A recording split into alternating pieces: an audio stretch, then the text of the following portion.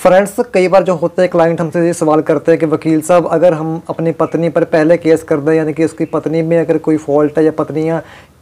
किसी व्यक्ति की जो पत्नी कभी गलतियाँ करती है या अपने पति का जीना हराम किया हुआ है या अन्य किसी भी बिना कारण से जो पत्नी है वो दूर जाकर रह रही है, लेकिन पति यहाँ पर सोचता है कि अगर वो अपनी पत्नी पर पहले केस कर देगा तो कहीं बाद में जो पत्नी है बदला लेने की भावना से उसके पति पर कई प्रकार के केस कर सकती है। इस प्रकार घबराते हुए जो पति ये लोग हैं वो कभी भी पहले केस करने से कतराते हैं, कहीं जो पड़ रहा है वो उल्टा भारी उन पर न पड़ जाए, चाहे जो पूरी गलती यहाँ पर पत्नी की क्यों ना हो। तो कई बार ऐसे सवाल आ जाते हैं कि वकील साहब, हम पहले केस करें,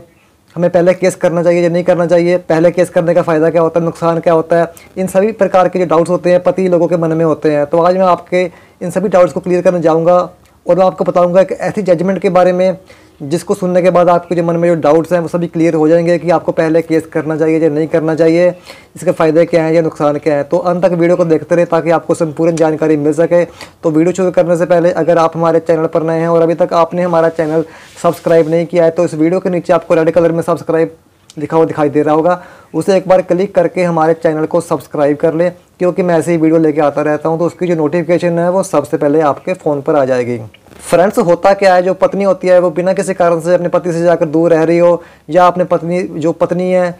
चाहे सारी की सारी गलती यहाँ पर जो पत्नी की क्यों ना हो, लेकिन फिर भी जो पति है यहाँ पर अपनी पत्नी पर कोई भी केस करने से घबराता है, क्योंकि वह सोचता है कि अगर उसने कोई केस कर दिया तो पत्नी यहाँ पर 498A का झूठा मुकदमा कर सकती है, 125 CRPC का मुकदमा कर सकती है, या अन्य किसी प्रकार का डोमेस्टिक वायलेंस हो या किसी प्रकार का मुकदमा भाई अपने पति पर दर्ज करवा सकती है बदला लेने की भावना से। तो आज की जो जजमेंट है इसी पर आधारित है। फ्रेंड्स, जजमेंट में क्या था कि यहाँ पर जो पति है उसने अपनी पत्नी के खिलाफ जो है कंटेस्टेड डाइवोर्स फाइल किया था कि वो अपनी पत्नी से तंग आकर अपनी पत्नी से डाइवोर्स चाहता है। इसी के साथ में जो यहाँ पर पति का जो फादर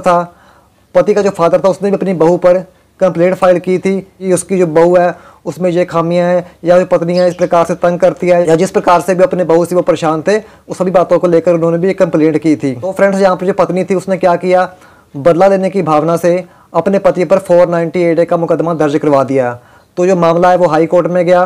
तो हाई कोर्ट ने यहाँ पर यह माना कि पत्नी ने यहाँ पर जो 498A का मुकदमा दर्ज किया है उसको साबित करने के लिए पत्नी के पास यहाँ पर कोई भी पर्याप्त एविडेंस नहीं है